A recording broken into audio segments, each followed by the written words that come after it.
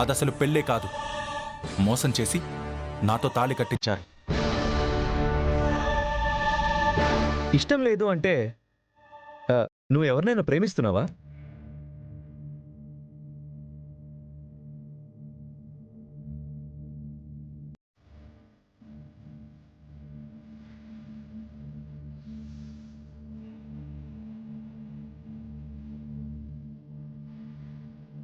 ప్రేమించాను. పెళ్లి చేసుకోవాలని కలలు కన్నాను. నా బ్యాడ్ లక్ ఏంటంటే నన్ను మోసం చేసి చారు తన మెళ్ళో తాళి కట్టించుకుంది. ఆహా, అందుకే అది పెళ్ళని నేను అనుకోవడం లేదు. నువ్వు వద్దన్నా మీ ఇద్దరిని పెద్దనాన్న పంపించాలని డిసైడ్ చేశారు కదా.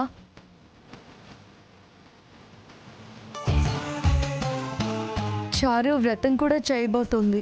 చెయ్యాలని తను అనుకున్నా అది జరగదు. ఏ ఎందుకు జరగదు? తను వ్రతం చేయకుండా అన్ని ఏర్పాట్లు చేశాను. శ్రీను, మళ్ళీ ఏం చేసావు? ఏ చెప్తే వెళ్ళి తనకు చెప్తావా? నేను చెప్పను. ఏం చేశానో కాసేపట్లో నీకే తెలుస్తుంది.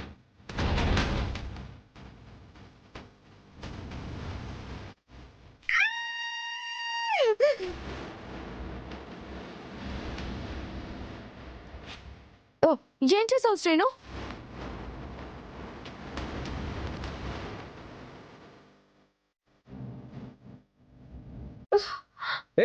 అది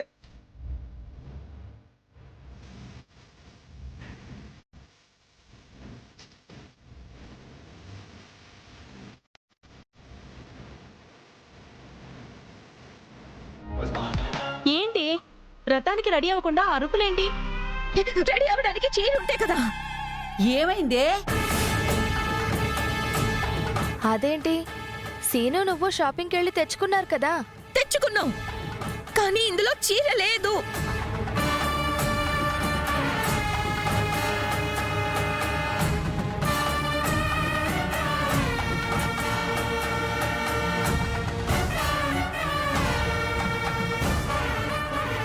అదేంటమ్మా షర్టు ప్యాంటు ఉండటం ఏంటి? అదే అర్థం కావట్లేదు పెద్దమ్మా. చారు, ఇప్పుడు చీర లేకుండా వ్రతం ఎలా చేస్తావు?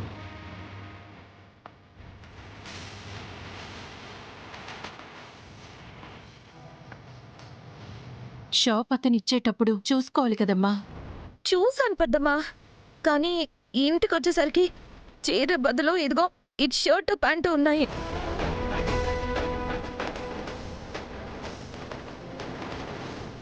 సర్లే, ఎక్కడో ఏదో పొరపాటు జరుగుంటుంది. ఈసారికి అత్తయ్య వాళ్ళు పూజ చేస్తారు, నువ్వు చూస్తూ ఉండు.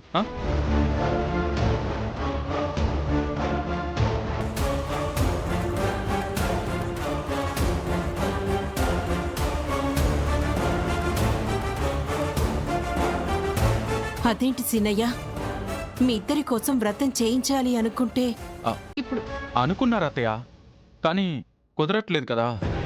నువ్వు తొందరగా పోయి ఒక చీర తీసుకురారా. నేను వెళ్ళొచ్చేసరికి ముహూర్తం దాటిపోతుందమ్మా. ఇప్పుడు తను వ్రతం చేయకపోతే నష్టమేమీ రాదు.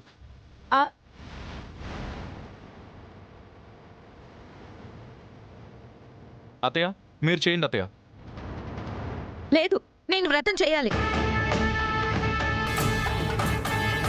ఎలా చేస్తావు చారు? పోనీ ఆ షర్టు ప్యాంటు వేసుకొని చేస్తా అంటే చెయ్యి.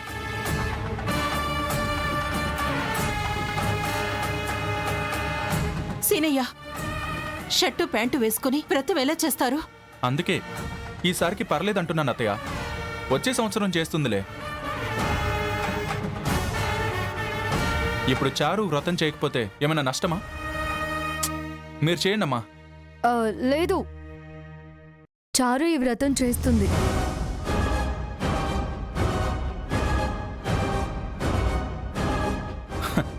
ఎలా ఆద్యా? చీర లేదు కదా. నా దగ్గర ఉందిగా.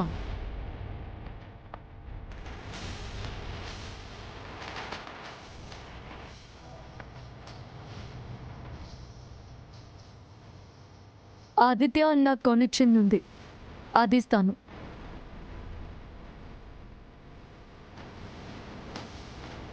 చారు ఈ వ్రతం ఎట్టి పరిస్థితుల్లో చేయాలి. ఆద్య మనసే మనసు. త్వరగా వెళ్ళి తీసుకురామ్మా. మ్. చీర ఇస్తావా? ఎలా ఇస్తావో నేను చూస్తా.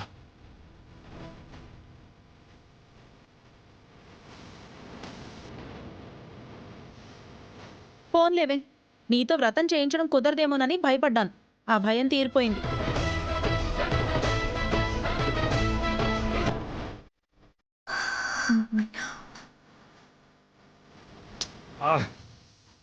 డామిట్, ఇక్కడ సిగ్నల్ రావట్లేదు. ఛే!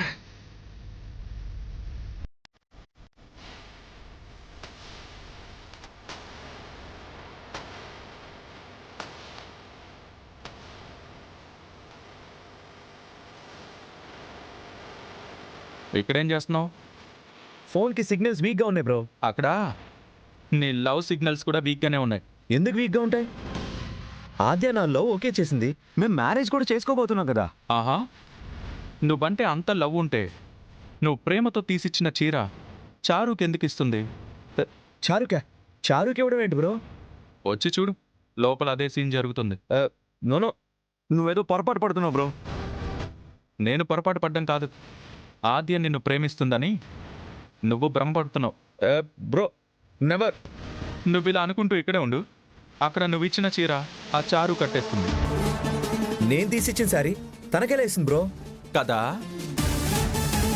నువ్విచ్చిన చీరనే నిజంగా నీ మీద ప్రేముంటే తను మాత్రమే కట్టుకోవాలి కదా, లేదా జాగ్రత్తగా దాచుకోవాలి.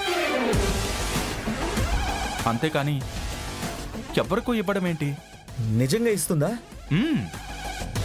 నా మాట నమ్మకుండా నువ్వు ఇక్కడ టైం వేస్ట్ చేస్తే అక్కడ చీర ఇవ్వడం, చారు కట్టుకుని పూజలో కూర్చోవడం కూడా జరిగిపోతుంది. ఆలోచించుకో. నేనెలా ఒప్పుకుంటాను బ్రో? నెవర్.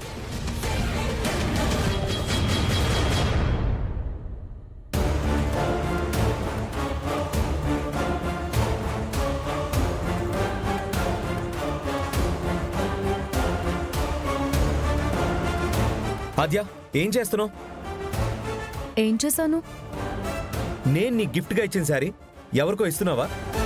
ఎవరు చెప్పారు? నేనే.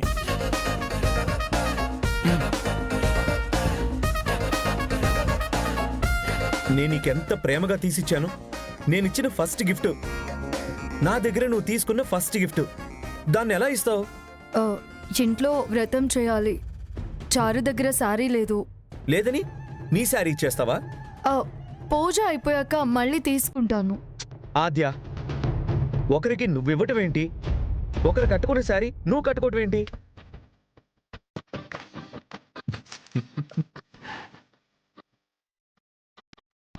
ఈ సారీ నువ్వే కట్టుకోవాలి. ఆదిత్య, చెప్పింది అర్థం చేసుకో. నేను ప్రేమగా ఇచ్చిన సారీ ఎవరికో ఇస్తున్నావు అంటే నా మీద ప్రేమ లేనట్టేగా?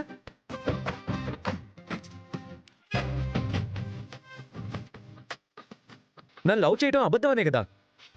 అలా అని ఎవరన్నారు? ఇదిగో బ్రో అన్నాడు. అంతే కదా, అమెరికా నుంచి వచ్చి ఐ లవ్ యూ చెప్పాడు, షాప్కి తీసుకెళ్ళి సారీ గిఫ్ట్గా ఇచ్చాడు. అలాంటిది నువ్వు కట్టుకోకుండా చారుకి ఇవ్వడం ఏంటి? నిజంగా ఆదిత్య మీద నీకు ప్రేమ ఉంటే ఇలా చేస్తావా? మధ్యలో నువ్వెందుకు మాట్లాడుతున్నావు? అదిగదిగో, డైవర్ట్ చేయొద్దు. అడిగిన దానికి చెప్పు. నిజంగానే బ్రో మీద నీకు ప్రేమ ఉందా? నీ మనసులో ఆదిత్య ఉన్నాడా? ఇంకెవరైనా ఉన్నారా? శ్రీను, బ్రో అడిగేది కరెక్టే కదా? నువ్వు శ్రీను చెప్పింది వింటావు గాని నేను చెప్పింది వినవా? ఎలా వింటాడు? తన ప్రేమని ఎవరికో ఇస్తుంటే ఎలా భరిస్తాడు? అమెరికా ప్రేమ అది. ఆ ప్రేమకి నువ్విచ్చే విలువ ఇదేనా? ప్రేమగా గిఫ్ట్ ఇచ్చినప్పుడు నువ్వే కట్టుకోవాలి, లేదా తన గుర్తుగా దాచిపెట్టుకోవాలి. ఇలా ఎవరికి పడితే వాళ్ళకి ఇచ్చేయడం ఏంటి? ఇదా ప్రేమకి నువ్విచ్చే విలువ? ఇదా ప్రేమతో ఇచ్చిన బహుమతిని చూసుకునే విధానం? చెప్పు. తగ్గొద్దు బ్రదర్, తగ్గొద్దు. ఈ విషయంలో అస్సలు తగ్గొద్దు. ఈ రోజు నీ ప్రేమకి తనిచ్చే విలువేంటో తెలియాలి. నువ్వు కొంచెం మోస్తావా శ్రీను?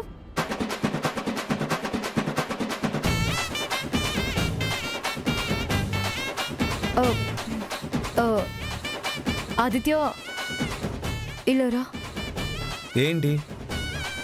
ఇలారా. దగ్గరికి రమ్మంటుందేంటి?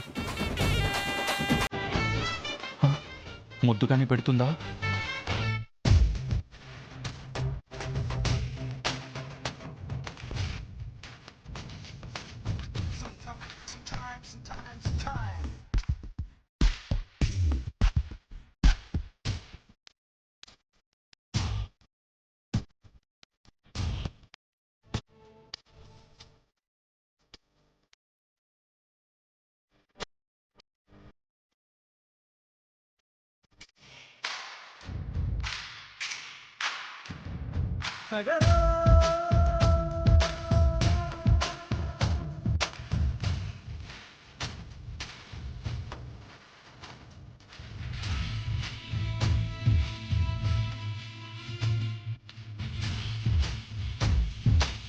ఓకే, అలా అయితే ఓకే, ఇంకేం ఆలోచించద్దు. అమ్మా, సరేనే కాదు, ఏం అడిగినా ఇచ్చేసాయి.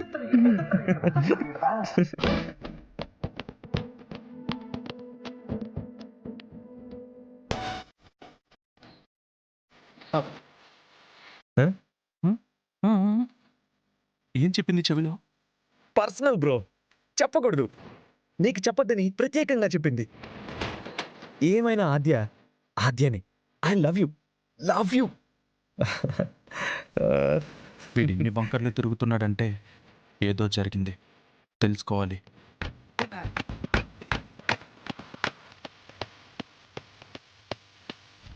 ఆద్య, ఆద్య, ఏం చెప్పావు వాడికి? వాడేంటి వాడు? ఆదిత్య. ఆదిత్యే. అతనికి ఏం చెప్పావు? అది మా పర్సనల్, నీకెందుకు చెప్పాలి? నాకు కాక ఎవరికి చెప్తావు? టెన్షన్తో నరాలు తెగిపోతున్నాయి ఇక్కడ. మా విషయాలు నీకు చెప్తే ఆదిత్య ఫీల్ అవుతాడు. అవతల వ్రతానికి టైం అవుతుంది, నేను వెళ్ళాలి. ఆద్య, నన్ను వదులు, నేను వెళ్ళాలి.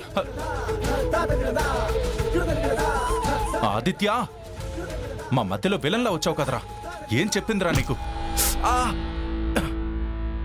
చ్చ!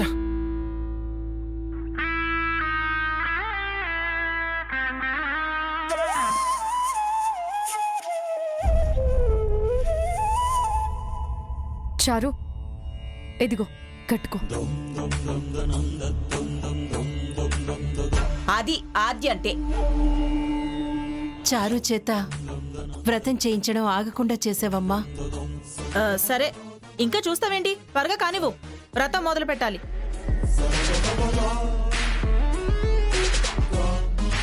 రా.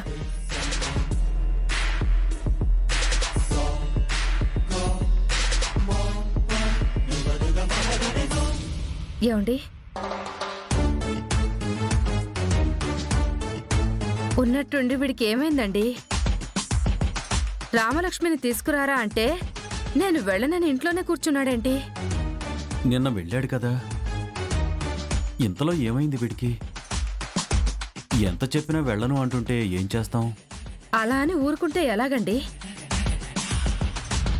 నిన్న అంత దూరం అమ్మాయిని పంపించండి అని కబురు చేసి ఈ రోజు మనం వెళ్ళలేదు అంటే అన్నయ్య గారు వాళ్ళు ఏమనుకుంటారు? రఘురామ్ గారి వరకు ఈ విషయం పోతే బాగుండదు. ఏం జరిగిందో ఏంటో, కనీసం నేనైనా వెళ్ళి రామలక్ష్మిని తీసుకొస్తాను.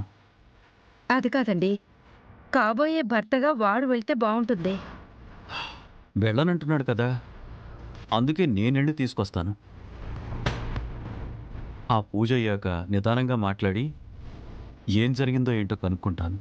అలాగేనండి, త్వరగా బయలుదేరండి. సరే.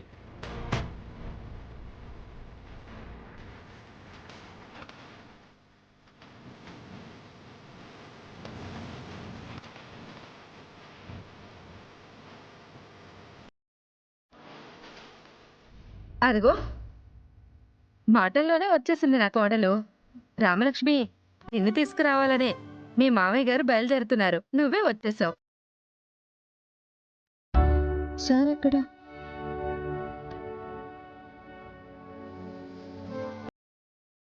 వాడు గదిలో ఉన్నాడమ్మా. ఏం జరిగిందమ్మా? ఆ? నిన్న అమ్మాయిని వ్రతానికి పిలుచుకురారా అంటే ఆనందంగా వచ్చాడు. మరి ఈ రోజు వెళ్ళి నిన్ను తీసుకురారా అంటే నేను వెళ్ళను, నాకు కుదరదు అంటున్నాడు.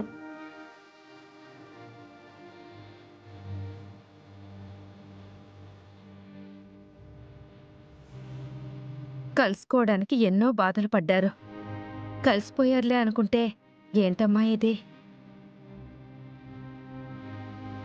నీ కోసం అంటే పరిగెత్తుకుంటూ వచ్చేవాడు. నేను వెళ్ళను అని వెళ్ళి గదిలో కూర్చున్నాడు.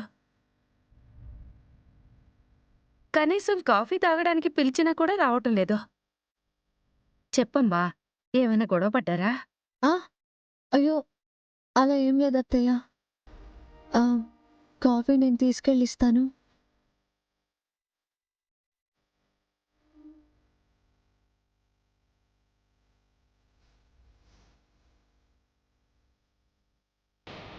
వీళ్ళిద్దరి మధ్య ఏదో జరిగింది. నాకు అది అర్థమవుతుందండి. కానీ వాడి కోసం నా కోడలే వచ్చింది కాబట్టి మనం మాట్లాడటం కంటే వాళ్ళిద్దరూ మాట్లాడుకోవడమే మంచిదని నేను సైలెంట్గా ఉన్నాను.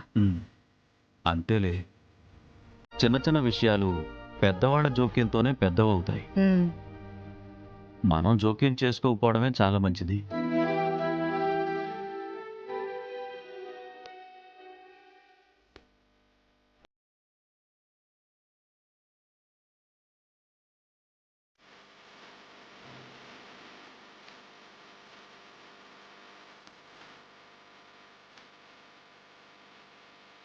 సార్, సార్, తలుపు తీయండి సార్. ఎందుకు సార్ ఇలా చేస్తున్నారు? మీరు వస్తారని ఎదురు చూశాను. మీరు రాలేదు కదా, ఒక్కదానిమే వెళ్ళొద్దు అని మా అమ్మ చెప్పినా కాదని వచ్చేసాను సార్. లేదంటే మన మధ్య ఏదో జరిగిందని అమ్మ వాళ్ళు అనుకుంటారు కదా సార్.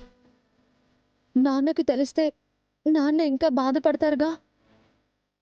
దయచేసి తలుపు తీయండి సార్. ఇప్పుడు నేనేం తప్పుగా మాట్లాడానని మీరు ఇలా చేస్తున్నారు? నేను మాట్లాడింది మన కోసమే కదా సార్. ఆట కోసం మీ నుంచి దూరం కాకూడదనేగా.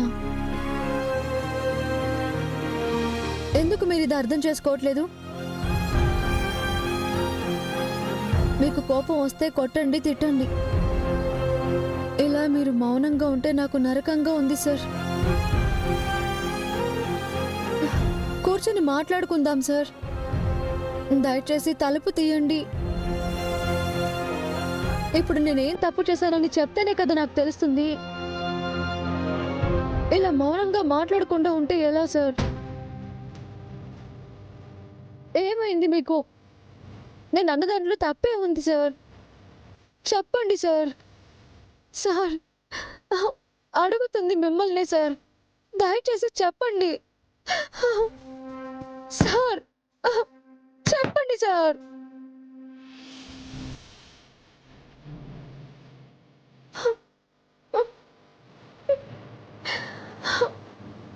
సార్, చెప్పండి సార్.